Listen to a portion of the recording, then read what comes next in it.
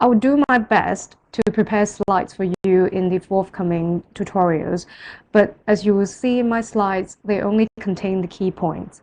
Now, if you miss these points, then very likely in your exam, your mark will be deducted because the answer is not complete.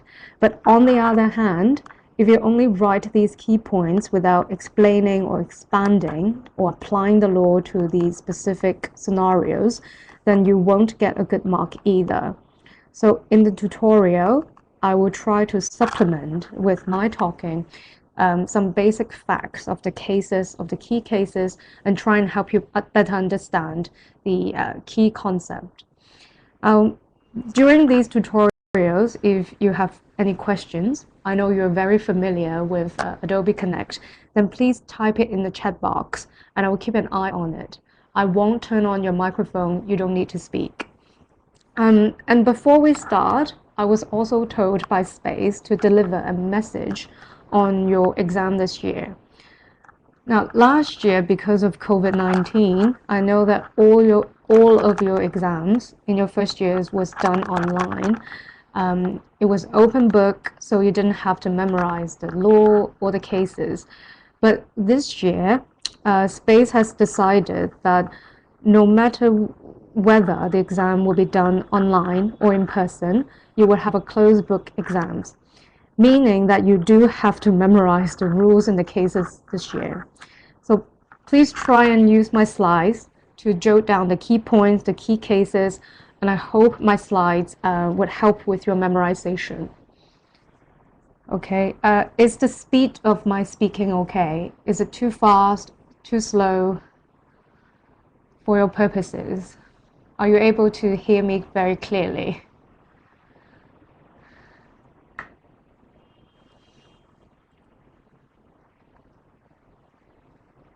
Okay, thank you. Okay, so we will start. Now, just as an overview, when we talk about the concept of three certainties, we're speaking in the context of an express trust.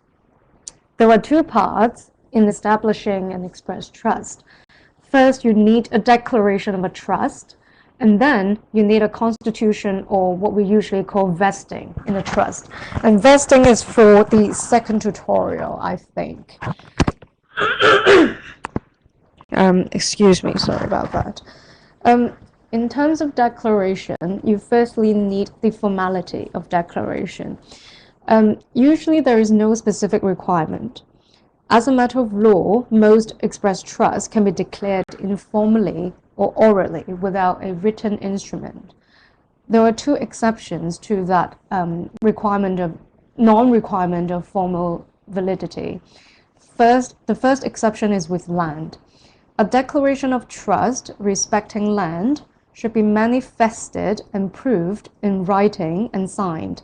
Now, this is the requirement mandated by Section 5, subsection 1 of the Conveyancing and Property Ordinance.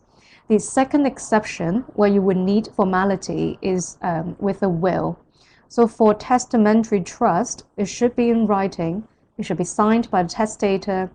The testator must, by his signature, intend to give effect to the will, and the signature has to be witnessed by two people at the presence of the signature, at the time of the signature. This is the requirement pursuant to Section 5 of the Wills Ordinance. Other than that, other than for land and for will, there is no formal requirement for establishing a trust. In terms of the substantive validity of declaration, that's where we will have the three certainties. That's the certainty of intention, the certainty of subject matters, and certainty of objects. Now, this is not part of the question, but this is a roadmap I want you to have in your mind when you consider whether a valid express trust is completely constituted. So, turning to the first tutorial question, can you create a valid express trust without using the word trust? In other words, the question is asking whether an express trust can be created through conducts or words that do not include the phrase trust. The answer is yes. Now, there is no need to use the word trust to create a trust. But equally, even if the word trust is being used, it doesn't follow that a trust has been created. This question is a question on the certainty of intention. The key point you need to ask is whether the creator of the trust wanted somebody to hold a property for the benefit of another person, the beneficiary, so that the trustee is under a duty to do so. So essentially, the key question is whether there is an obligation imposed on the part of the trustee. Now, the case I have cited is Paul Constans.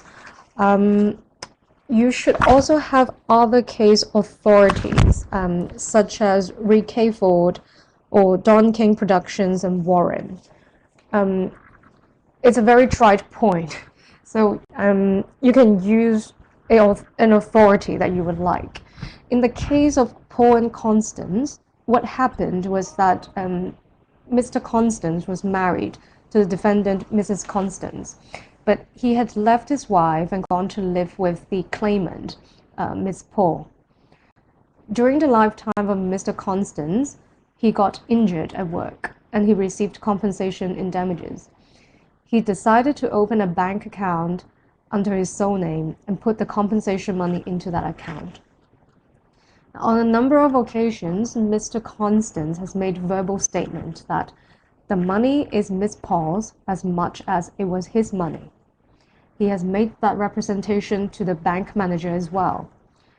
Miss Paul and Mr. Constans have played bingo together and they had joint winnings which were put into this specific account. The money was also withdrawn from this account to pay for their joint holiday. Mr. Constans didn't create a will and he died. So according to probate rules, the money was supposed to be left to his lawful wife, that's Mrs. Constans, the defendant.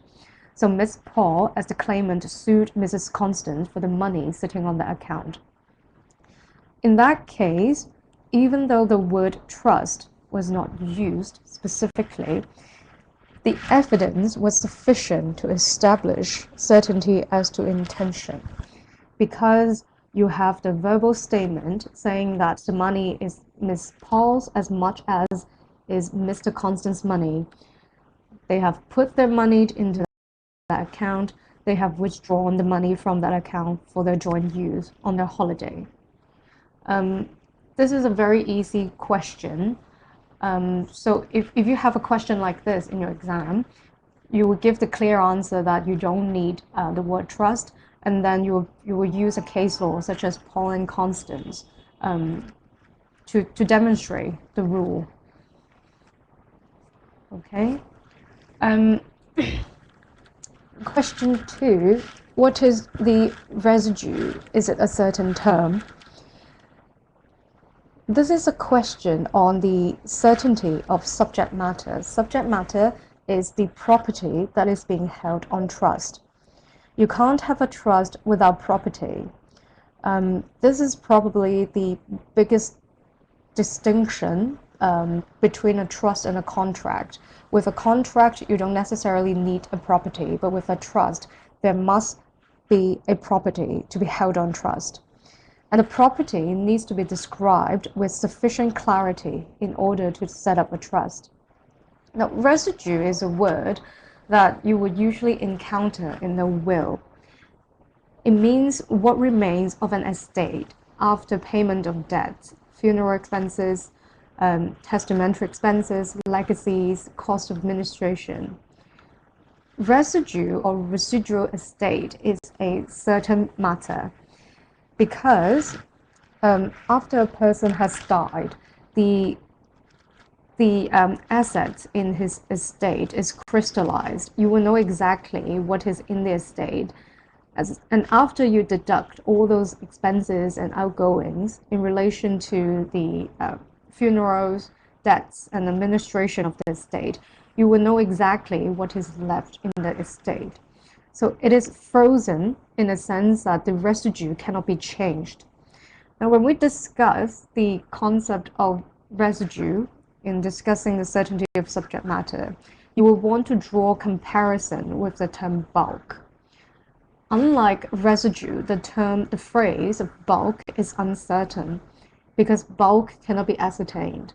If I ask you what is a bulk, how much is a bulk, you won't know. The case law you would cite in discussing residue of bulk is Palmer and Simmons. It was held in that case that the word bulk was not sufficiently certain. So you would also have to pay attention to other expressions, such as such part of my estate, substantial portion of my estate. If you just apply your common sense, you will know that these descriptions are not certain enough as to the subject matter on the trust. Okay. That's also an easy question. Is there anything that is not clear in question 1 and question 2? They're both very straightforward, so I'll just give you the answer and tell you about the key cases, if that's okay. And I will move on to the third question.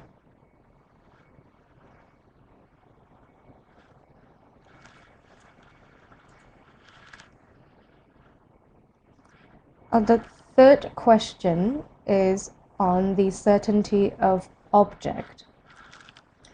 Usually, for an express trust, object refers to the beneficiary of the trust.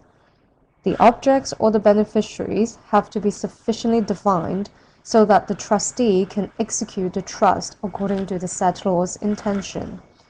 The question to ask when you consider the question of certainty of object is it certain enough so that the trustee knows how to carry out his duties? And as made clear in this question, you will know that there are different tests to ascertain the certainty of objects depending on the category of trust that you have. For a fixed trust, first of all, what is a fixed trust? Fixed trust is where the trustee is required to distribute the trust property to the beneficiaries specified in the trust and in the amount or proportions as specified in the trust.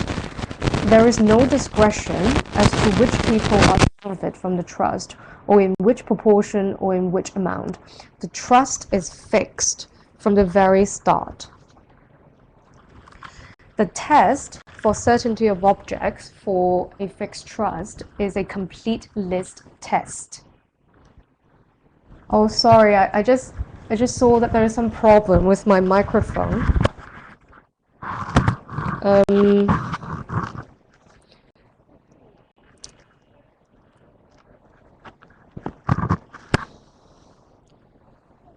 Can't hear the last bit. Should I go back to the previous slide?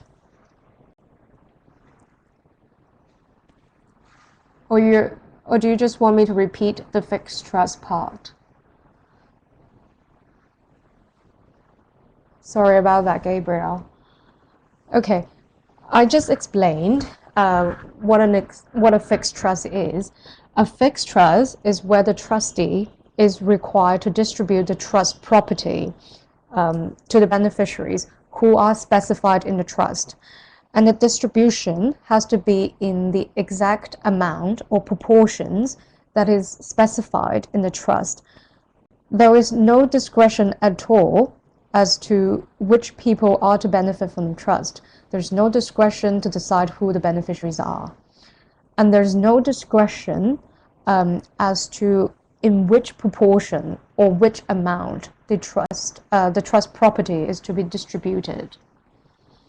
The trust is fixed from the very start. There is no discretion whatsoever. Is it clear now, Gabriel?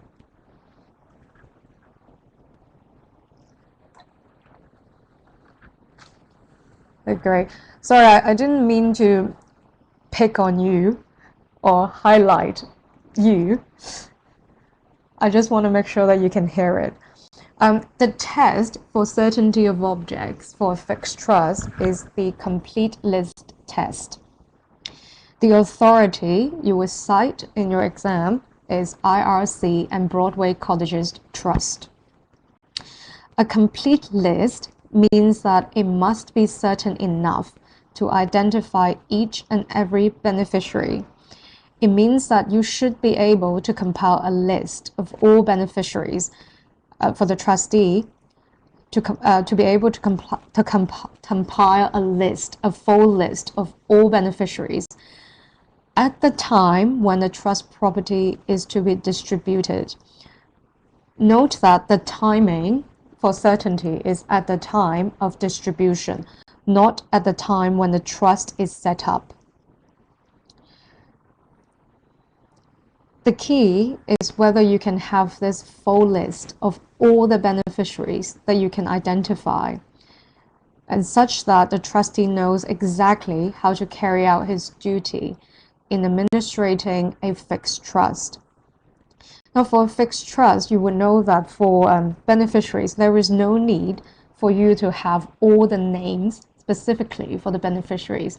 You don't necessarily need a trust saying that for the benefits of Thomas, David, and Derek. It can be as broad as, for example, the grandchildren of Mary. Because at the time, when Mary dies and in a will, the trust property can be distributed, you should be able to identify each and every one of Mary's grandchildren. So you don't necessarily need the specific names of those beneficiaries. It makes sense to have a complete list for a fixed trust, because for a fixed trust, as I just said, there is no discretion as to beneficiaries. So you should know exactly who these people are and each and every one of them. Okay, the test for fixed trust is quite easy and it's very straightforward. Now, I want to skip first to C for a gift with a condition precedent, because for the test for the discretionary trust, it is related to the fourth questions on the difference between conceptual certainty and evidential certainty. So I want to deal with gift with condition first. A condition precedent has to be satisfied before property can be distributed. A gift with a condition precedent is valid for those people who can prove that they satisfy the condition. The authority you will cite is Reballo's Will Trust. In Reballo's Will Trust, what happened was that the testatrix had left some paintings, some pictures in a will on trust for sale. But she had directed that her family and friends can buy these pictures at a lower price.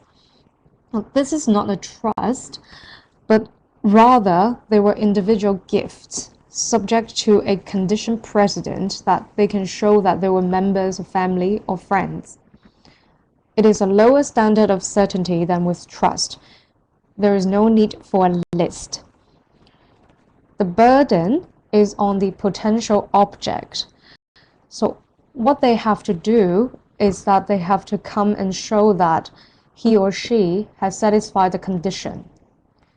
So in this particular case, the potential object has to prove that he is either a member of family of the deceased or a friend of the deceased.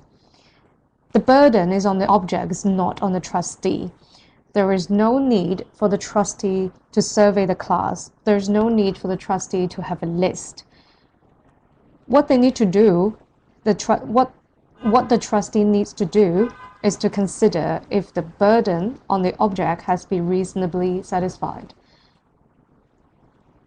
So meaning that the trustee needs to consider if that person has successfully proved that he's either a family or a friend of the testatrix. Does it make sense to you?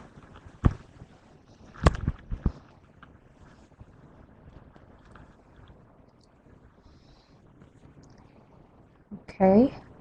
Should I move on to the next question on discretionary trust? That is the difficult part of this tutorial. Are we all okay with gift with a condition precedent?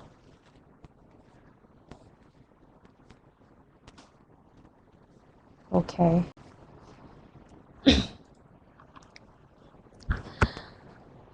For a discretionary trust, unlike a fixed trust, in a discretionary trust, the trustee has the discretion as to who the beneficiaries are and the amount or proportion of distribution. The test is any given individual or is not test. Now, in the old days, prior to the case of McPhail and Dalton, the test was the complete list test. It was the same as the test for fixed trust. But then the law was changed by the House of Lords in Rebate number 1. And by the way, McPhail and Dalton is the same as Rebate number 1. Okay, you only need to cite one of them, they're the same. What that case concerns was that there is this company that was thinking of setting up a discretionary trust fund for the benefit of its employees, former employees, their relatives, and the dependents. The validity of that trust turns on the certainty of relatives and dependents. Now, for a company, you can have a list of your employees and you can have a list of your ex-employees, assuming that you have the record. Perhaps you can have a list of their dependents, but it's difficult to have a list for relatives. In this case, it was held that it was sufficiently certain if you could say that any given individual was or was not a member of the relevant class. That is the test as set out in McPhail and Dalton or Rebate number 1 by the House of Lords. That is the test, is whether you could say with sufficient certainty that any given individual is or is not a member of the relevant class. For the test, we don't need a complete list because the trustee, as in a discretionary trust, is given discretion to decide how much he gives to whom.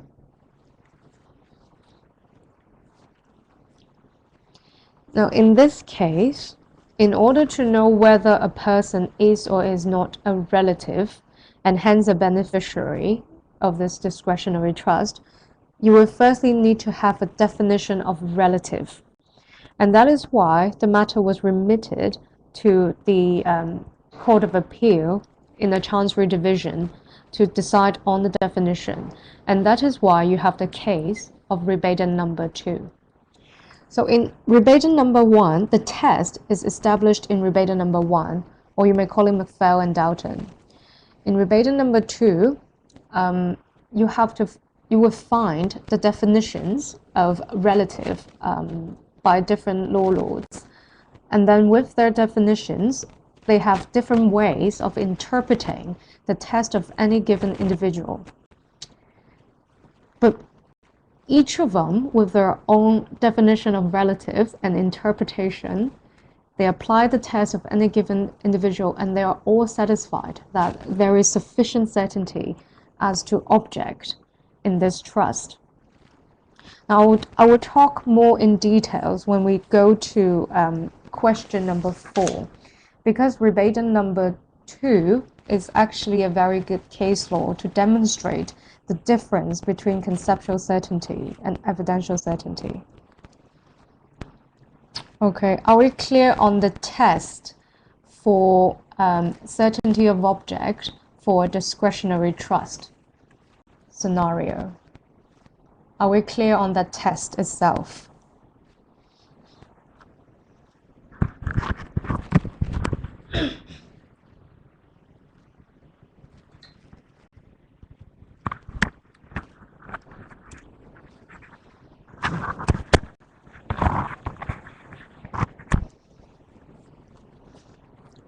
So I will go to question number 4. and then I will go back to rebate number 1 and rebate number 2.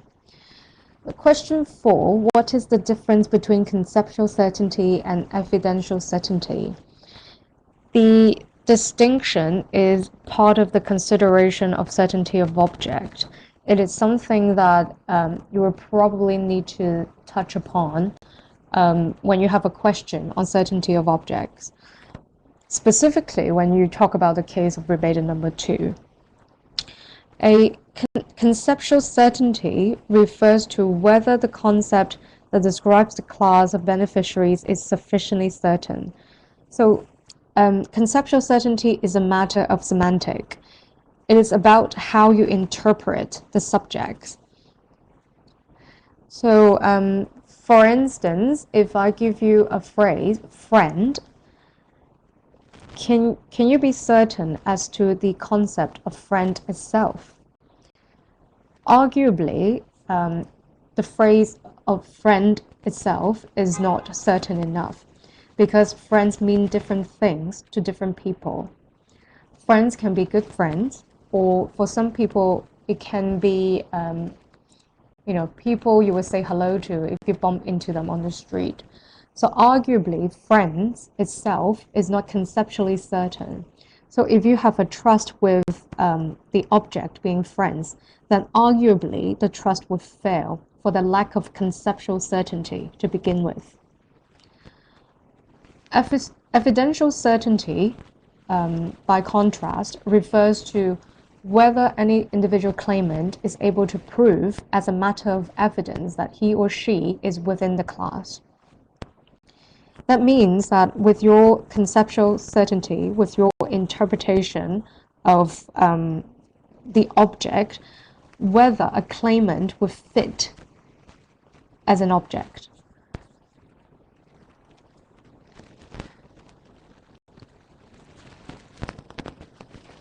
So you can have a certain a term that is certain enough as a concept itself. Then you will ask the question of evidential certainty, whether a particular claimant will satisfy the evidential certainty. Now, perhaps I should use rebate number 2 to demonstrate the difference between the two certainty. Now, in rebate number 2, when the case, after it went to House of Lords and the House of Lords set out the test, the case went back to the Chancery divisions. There were 3 law lords sitting on the bench of the Court of Appeal. They each had different definitions on relatives, and they interpreted the test of any given individual very differently. For Lord Stamp, he defined relative to be next of kin or nearest blood relations. Next of kin just means a degree of relative. It's a very tight definition compared to the definitions of descendants of a common ancestor as adopted by the other 2 judges. To Lord Stamp, you will need a high degree of evidential certainty. The test, the way he interpreted the any given individual test, is to consider whether the object is or is not within the class. So with the definition of next of kin, if you are the trustee, if you point to a person, you need to be able to say whether he or she falls within the class of objects. If there's any uncertainty on this, or if the trustee look at that person and he doesn't know, then the object is not certain enough and the trust would fail.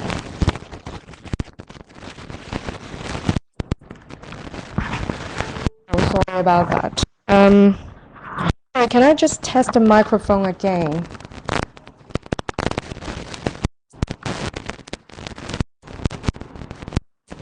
Is it clear enough for you now? Is it because I'm speaking too fast?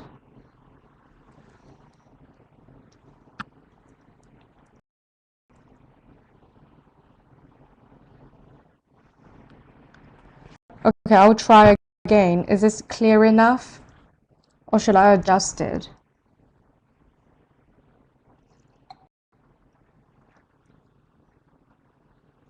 Okay, good. It might be my hair or my clothes because I have the mic clipped on my clothes. So I will go back to the approach by Lord Stamp. For Lord Stamp, the definition he used for relative is next of kin. Next of kin means a degree of relative. But the way he interpreted the any given individual test is very strict. To him, he requires a high degree of evidential certainty to say that there is certainty of object. So with his definition of next of kin, for the trustee needs, in order to know how to carry out exactly his duty, how we test out whether we have certainty is that the trustee would have to point to any given person, and then the trustee would need to be able to say whether that given person falls within the class of object. So you either need the answer of he is in the class or he is not in the class. If the trustee ever encounters a situation where there is uncertainty, he doesn't know if the person falls within or falls outside the class, then that means the object for the trust is not certain enough, and the trust would fail. That's how Lord Stamp interprets the test of any given individual. Okay, is it understandable? This is a very difficult part because the test itself is called any given individual or is not. And the way that Lord Stamp interprets that test is or is not within the class. What it means is that to him, if you want to say that a trust is certain enough with the object, you need to be able to say each and every potential beneficiary, whether that person is or is not within the class. You can't have a middle ground. You can't have a I don't know. So if you have a situation of I don't know, then the trust will fail because the object is not clear, is not certain enough. For Lord Sachs, he defined relative to be descendant of a common ancestor. So he prefers a lesser degree of evidential certainty. To Lord Sachs, the question he would ask is whether the person falls within the class. So if the person doesn't fall within the class, or you're simply not sure whether the person falls within the class, that only means that that particular claimant cannot claim. He simply is considered to fall outside of class. But that does not render the discretionary trust void. Now, do you understand the difference between the two approaches by Lord Stamp and Lord Sachs?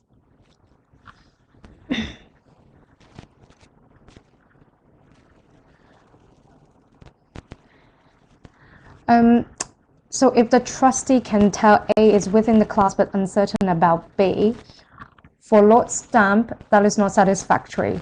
The discretionary trust would fail. To him, he needs a very high degree of evidential certainty. You need to be able to pinpoint exactly whether A is in or out, whether B is in or out. If you're not sure about B, then to Lord Stamp, it means that the object is not certain enough. So the trust would fail.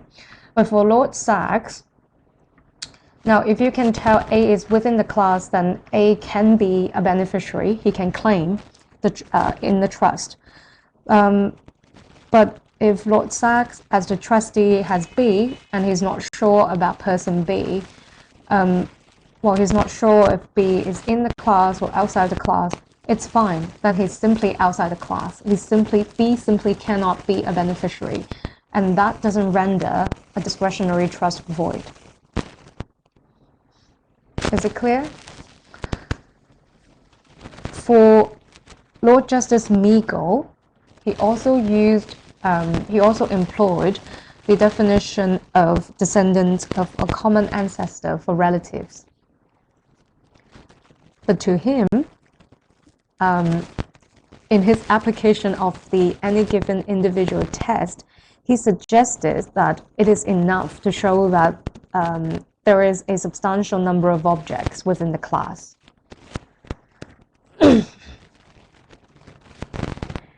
Now, with respect, that approach is wrong. A substantial number is simply not certain enough and is not consistent with the House of Lords decision. So in practice, in reality, Lord Meagle's approach has been largely criticized, both within the judiciary and also within the academia. So when you discuss rebate number 2, you should mention the different approaches by the 3 lords, but I think you should focus on discussing the difference in approach by Lord Stamp and by Lord Sachs.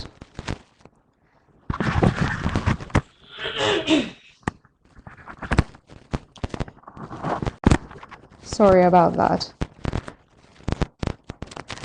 In the case of rebate number 2, it was held that the object of relatives were conceptually certain. Whether you use the definition of next of kin or the definition of descendants of a common ancestors, you would be certain as to what next of kin means. It only means a degree of relatives. You would also know conceptually what descendants of common ancestor mean. And that's about conceptual certainty. It's about how you interpret the concept, the object itself. Now, in the finding of evidential certainty, if you follow the approach by Lord Sachs, the trust would never be defeated by evidential uncertainty, because in his approach, in his application or interpretation of the test, if you're ever unsure about whether a person falls within the class of relative or descendants of common ancestors, then that person simply doesn't have a claim. It doesn't render the trust void at all. So long as you have conceptual certainty, then the trust would never fail on evidential certainty. That person simply cannot be a beneficiary. He simply cannot claim. Whereas the trust will still stand. But to Lord Stamp, because you need a high degree of evidential certainty, in a sense that you need to be able to say whether an object is or is not within the class of relative or next of kin. If you are ever unsure, then the trust would fail on evidential uncertainty. In rebate number 2, Lord Stamp also concluded that the trust was certain enough, both in terms of conceptual and evidential certainty, that is because he used a strict definition of relative being next of kin. Next of kin is actually a very small pool of object, meaning 1 degree of relative. And within that small pool of potential beneficiaries or claimants, you would be able to point out if a person is or is not within the class. Because next of kin is a very strict definition. So to make it complicated for you, if you use the definitions of descendants of a common ancestor, but if you apply the approach, the strict interpretation or high degree of evidential certainty required by Lord Stamp, by asking if a person is or is not within the class, then potentially the trust would fail. Because descendants of a common ancestor is actually really wide. If I point to a person and ask if that is a descendant of a common ancestor of mine, very likely I will reach to the conclusion saying that I don't know. So with Lord Stamp's interpretation, when you have I don't know, then the trust will fail for uncertainty of object. But if you use Lord Stamp's own interpretation, his definition of relatives being next of kin, then I should be able to pinpoint whether a person is or is not a next of kin of mine. So all these judges have reached a. If you look at the words, the terms of loyal fans of Rolling Stone, or simply fans of the Rolling Stone without the qualification of loyalty, then can we be certain as to what fans of the Rolling Stone refer to? Arguably, there isn't sufficient conceptual certainty. If you just look at fans of the Rolling Stones, there can be different types of fans of the Rolling Stones. What qualifies as a fan of the Rolling Stone, let alone a loyal fan of the Rolling Stone, conceptually is very wide. It's very vague, in fact. If we can't be sure as to what a fan of the Rolling Stone means, then the object lacks conceptual certainty. So the trust would fail, because conceptually it's not, the object is not certain enough. So in that case, the money of 200,000 quid would result back to the estate and fall to the residue that goes to Phil.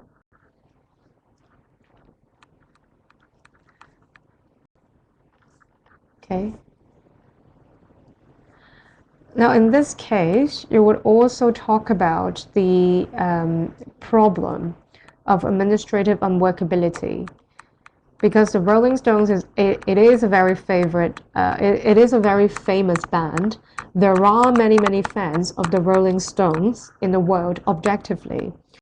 So the large number of fans would lead to the authority you would consider is Regina and District Auditor ex parte West Yorkshire. Now, in my other tutorials, some people have asked if we assume that the conceptual certainty is satisfied, whether there will be a further problem of evidential certainty. If you want to go that far in answering this question, then of course you will have to go into rebate number 2. Firstly, it would depend on the definition of fans and then loyal fans of the Rolling Stone. That's the conceptual certainty bit.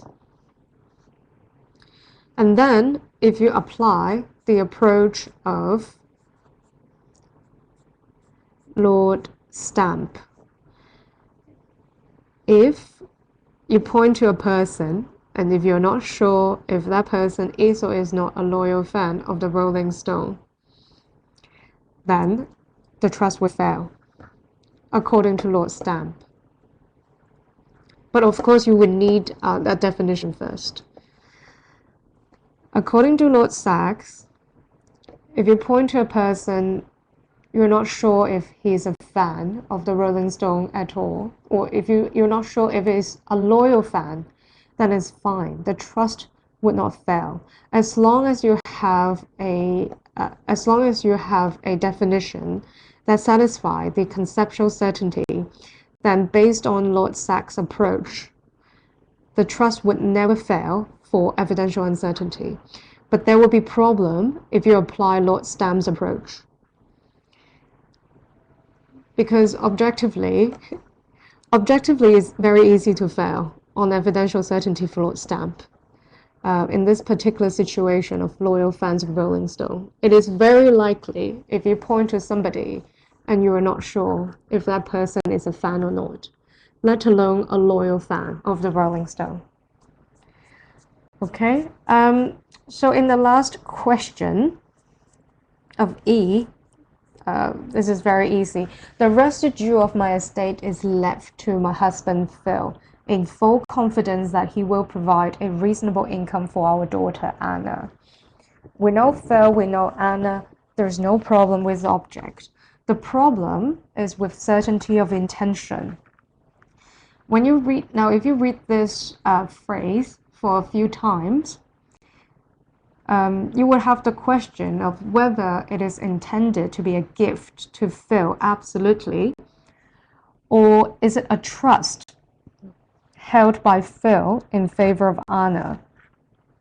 Now remember, when we consider the issue of certainty of intention, the key question is to look at whether there is an obligation or duty imposed on Phil as a trustee. We know from Paul and Constance there is no need to use the word trust to create a trust. But we need something that suggests an intention of creating trust, and that the trustee Phil is obliged to hold the property on trust for somebody else. That is Anna in this situation. In this scenario, the problematic phrase is in full confidence. You can discuss the case of Reed Adams and Kensington Vestry, where similar wording was used and the trust fails for lack of certainty of intention. Now, you would pay attention to similar wording, what we call precatory wording, such as, I wish he would, I'm confident that he would, or the words desires.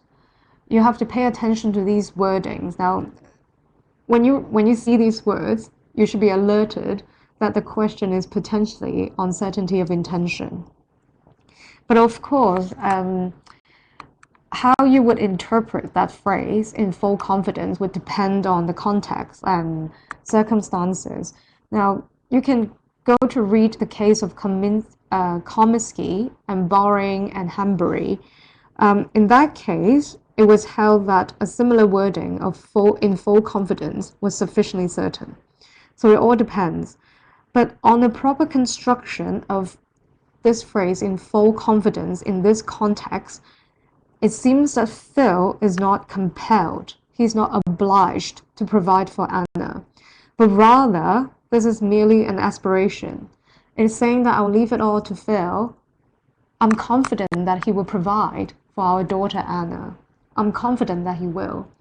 But it doesn't give him an obligation that he must hold it on trust for Anna. Now, even if we're satisfied with the certainty of intention, there is also potential issue with the certainty of subject matter, with the phrase of reasonable income, and that would lead you to a discussion of Reed-Gourlay's will trust. In that case, the judge held that reasonable income was considered sufficiently certain because it is possible to determine what is objectively reasonable. You can read that case in details and consider. To me, I think it's wrong because I don't think reasonable itself is certain. I don't think it's correct to have that requirement of objectiveness in assessing whether the subject matter of itself is certain. But you can have your own comments. Okay, well, these are all the questions. These are all the points I've prepared for your tutorial. Do you have any other questions on three certainties?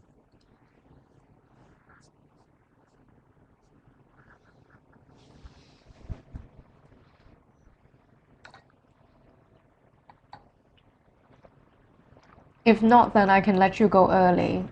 You can have a longer break before you have your criminal law tutorial with Tracy.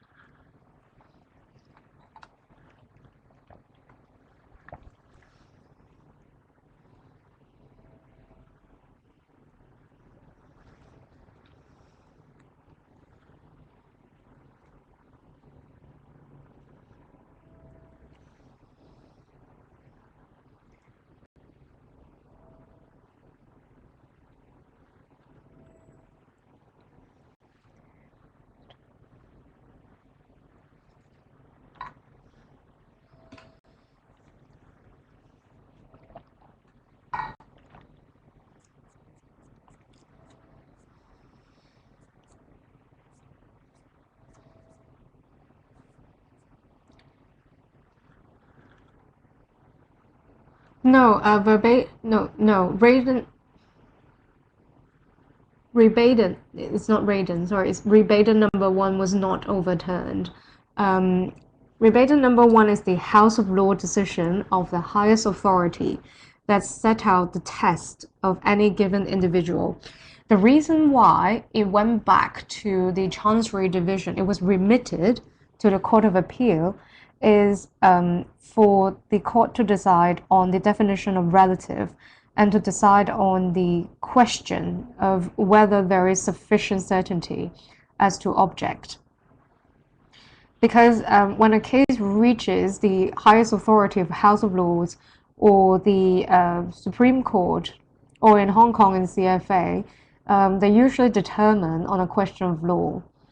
But if you want specific finding of facts, then you will have to go back to the lower courts to make that finding.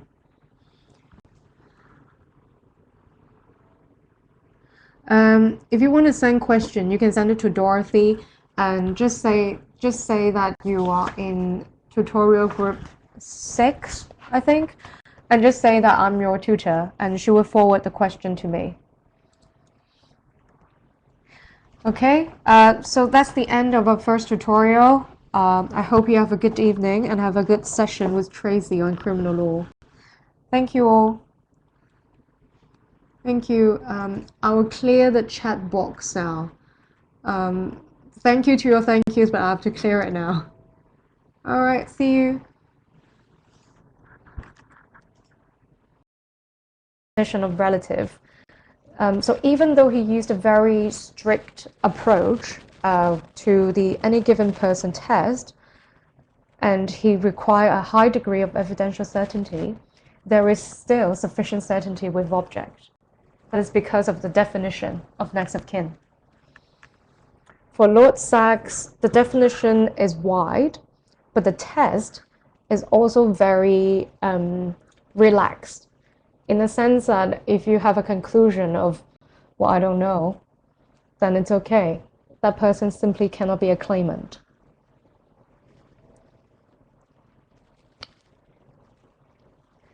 I appreciate that this is a little bit complicated.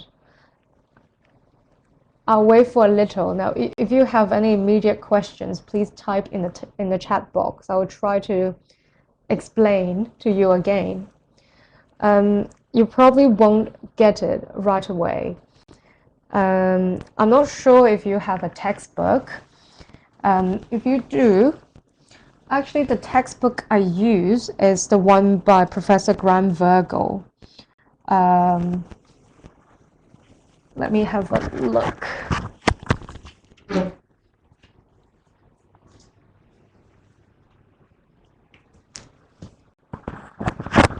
Now, if you want to read further on the difference between conceptual and evidential certainty, and if you want to read more on Rebate number 1 and Rebate number 2, the text I am using is The Principles of Equity and Trust by Graham Virgo, Professor Graham Virgo. The relevant part, in my version, mine is the second edition, is on page 109 to page 111 in section 4.4.3. Or you have, if you have the newest edition, then you go to the relevant section on the certainty of objects for a discretionary trust.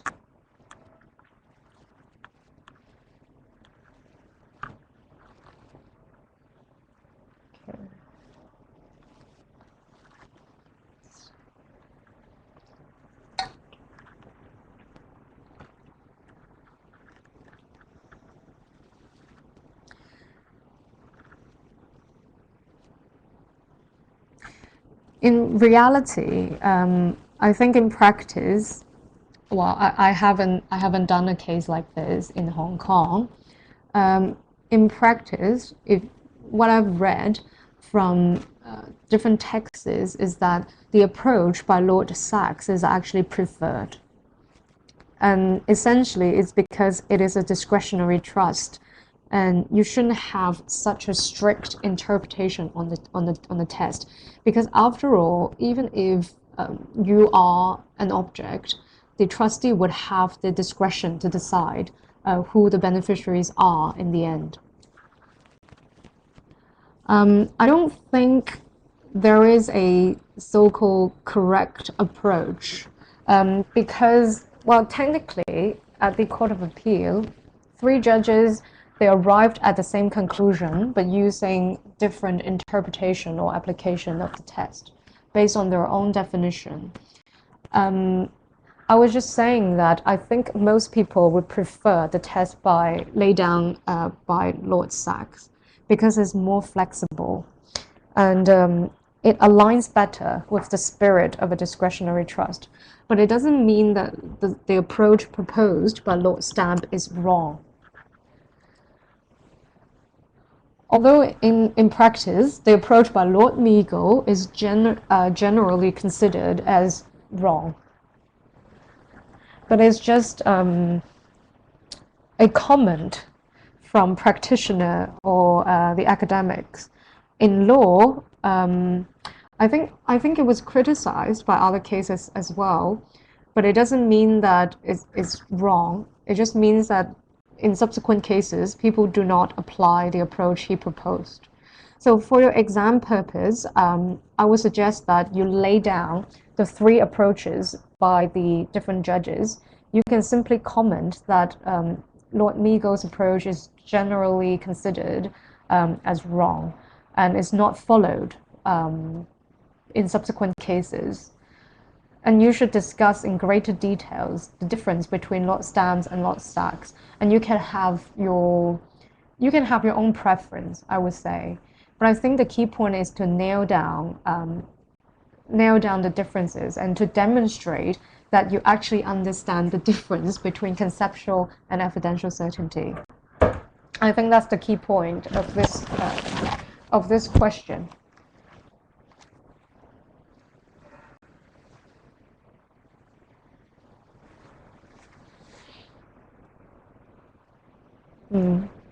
The key is to explain clearly the differences, and also how they, despite the differences, reach the same conclusion. If you're able to explain in a very clear manner, then that will show the examiner that you actually understand what is a conceptual certainty and how is that different from evidential certainty. Okay, can I move on to the next question on administrative unworkability?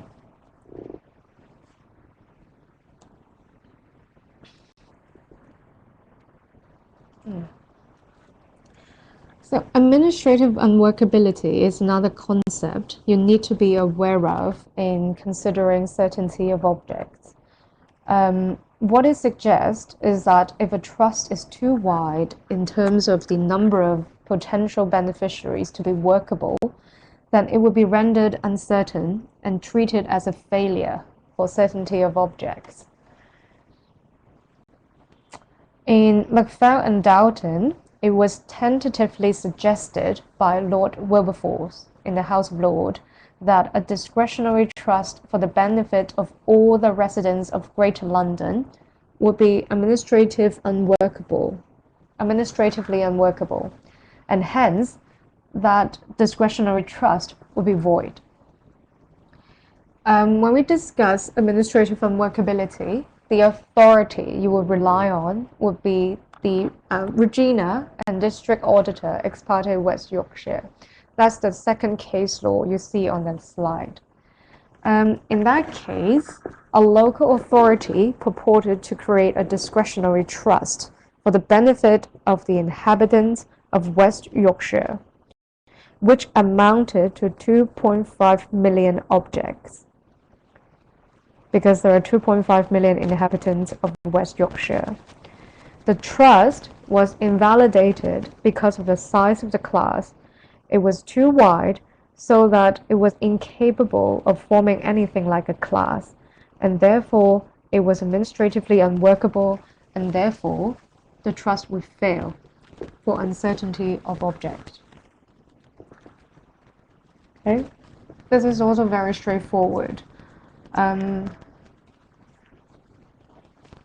Let's go to the problem question. This is a very typical exam question on the topic of free certainty. Either you would have a will where the testator has died and you are asked to advise the executor on the named dispositions, such as in this case, in this problem question, or you might be asked to advise a SAT law who is considering various bequests. They are the same. So in each of these questions, you are expected to consider potential issues with the certainty of intention, certainty of subject matter, and certainty of object. In this case, Josie Beckett has died with a will. One of her brothers, Lewis, had died a week before she died. So the first proposed disposition, the majority of my shares in ABC Limited are to go to my sister Rose. Now in each and every one of these questions, you should discuss each of the three certainties. In this case, there should be no issue with the certainty of object, and that is Josie's sister's Rose. In terms of intention, you will see the wording are to go to. Arguably, that term strongly suggests an intention to make a gift to Rose. So arguably, there is no issue with the certainty of intention. The real issue lies in the certainty of subject matter. And the problematic phrase is the majority of my shares, the majority of. The phrase of majority of, you can say that it is analogous to the phrase of bulk, as in Palmer and Simmons. So you should cite the case and talk briefly about it and discuss the analogy. You should also talk about the rationale for the need of certainty of subject matter requirement.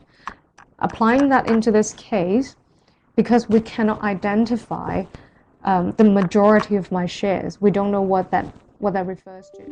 So it is impossible to make that gift of the majority of my shares in ABC Limited. Applying the case law of Palmer and Simmons, the intended gift would fail because the subject matter is uncertain, and therefore the intended gift will not take effect and the shares in ABC Limited will remain with the estate. And as you will see in question E, the residue of the estate will go to Phil. Okay, so that's how you would go about a problem question in your exam. You would firstly you have to go one by one. You have to go through the three certainties one by one. Usually there's one big issue, or there might be two. So you would say that the intention is fine, the object is fine, the issue is certainty of subject matter. You will cite a case law and justify why Palmer and Simmons can be applied, because the majority of is similar to bulk. In Palmer and Simmons, it is said that bulk is not certain enough, and hence applying that case, the majority of is not certain enough, so the intended gift would fail because the subject matter is not certain enough. Okay. Question B, my brother Lewis and Dylan are to have one each of my rental apartments in Manchester. Lewis can have first choice.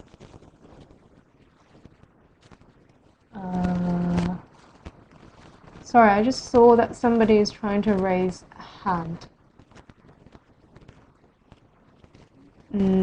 Sorry, I missed that. If you have a question, can you please type in the chat box? Okay.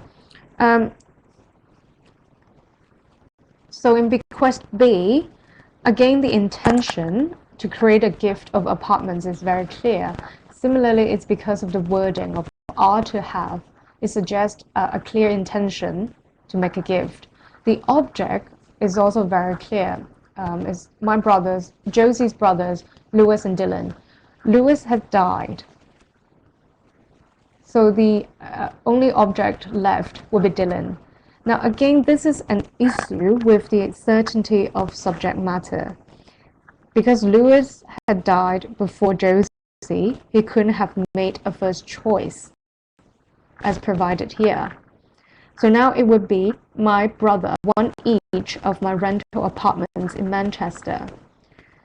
But then there's an issue of which apartments is Dylan to have. The scenario, the factual scenario is actually quite a case of boys and boys. And you will see the case in the slide. In Boys and Boys, the testator devised all his houses in trust.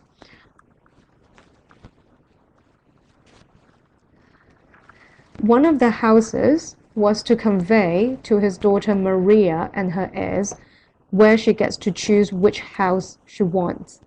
And all the other houses was to be conveyed to the testator's other daughter Charlotte and her heirs. But because Maria had died during the testator's lifetime without selecting, there is uncertainty as to which beneficiary was to have the beneficial interest in which property, and therefore the gift failed.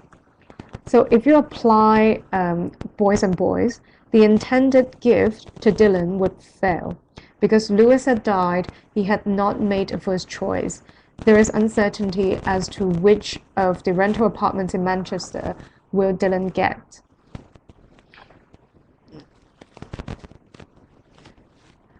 So the rental apartments in Manchester would remain part of the estate, and according to question E, it would also go to Phil. Okay, I put the case of Regolais Will Trust here because in Regolais Will Trust, the court has taken a more flexible approach and ruled that the phrase of reasonable income is sufficiently certain. The phrase reasonable income is sufficiently certain. So even though the judgments concern a different set of expression, but arguably in that case, the court has taken a very relaxed and flexible approach. And if you apply the approach to this scenario, then perhaps the court will be more willing to find that the disposition is not defeated by uncertainty of subject matter. But of course, we will discuss this later as well, that Regolais has been criticized because reasonable income, to me, I don't think it's correct, because reasonable income is not certain enough. What is reasonable? I don't know. But you can mention this case. In this question, the key is to nail down Boys and Boys. You don't necessarily have to address Regolais. I'm just laying it out for you to consider if you want to make an argument about Boys and Boys.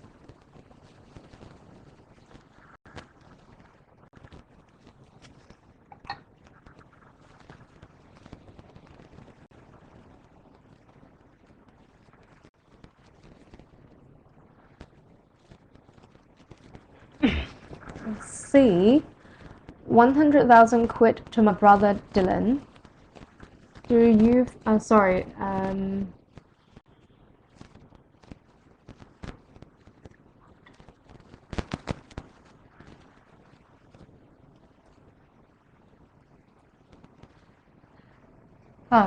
the reason why, now, in answering question B, I think the case you should nail down is Boys and Boys, because the facts in this question is quite similar to the facts in Boys and Boys.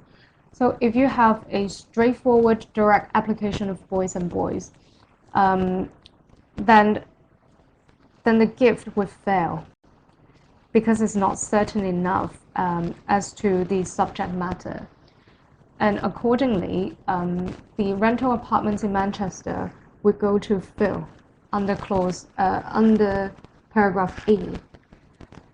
But if you want to make an attempt to argue that the trust would not fail, the intended gift would not fail in this situation, you can discuss Regolais and saying that the court in Regolais has ruled that reasonable income is certain enough. So if the court is to embark upon a flexible approach and say that even the term reasonable is certain enough, then why can't we have more flexibility in this situation? Because after all, It's just Dylan is to have one each of my rental apartments in Manchester. Is it really that uncertain? You can argue that. You can try and argue that. I'm not aware of any cases saying that in this situation it is certain enough. If you apply boys and boys, it's not certain enough. But you can try to argue by applying the logic or the more flexible approach as you see in Rigolis. But this is not, Rigolis is not the key authority you need to cite in answering this question. You can attempt to argue that. Okay. In question C, 100,000 quid to my brother Dylan, but he should leave anything that is left over that he doesn't want at his death to his daughter Claire. This is a gift of 100,000 quid to Dylan with a purported trust for Claire. We know Dylan, we know Claire, so there's no problem with certainty of object. The first problem with this question is the certainty of subject matter. The subject matter for Dylan is quite clear, and that is a gift of 100,000 quid.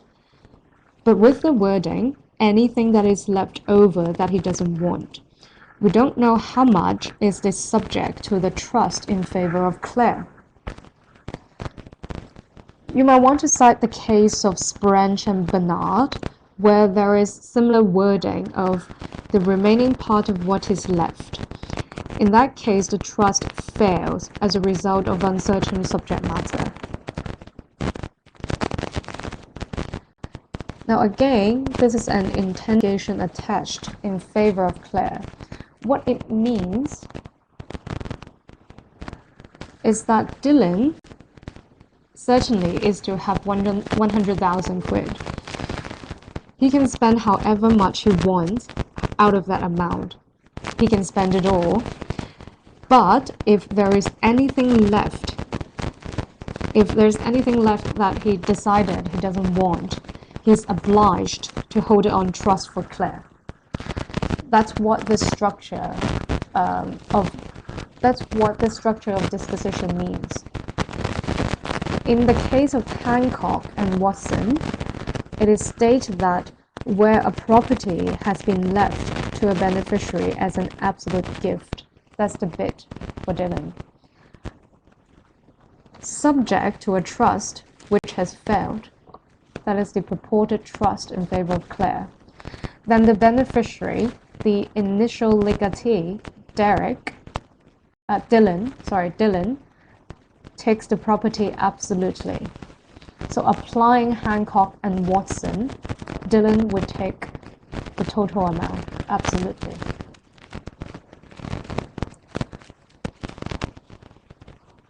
Okay. In this scenario, there is also the potential issue of certainty of intention. Because if you read it again and again, Dylan should leave anything that is left over that he doesn't want. It seems to give him the option to spend the money however much he wants. He can choose to not spend it all. He can choose not to spend it at all. Then there is a question as to whether there is an intention to create a trust in favor of Claire. Because Dylan has the option of how he is to deal with that money. So you would want to also discuss the certainty of intention in creating a trust for Claire as well.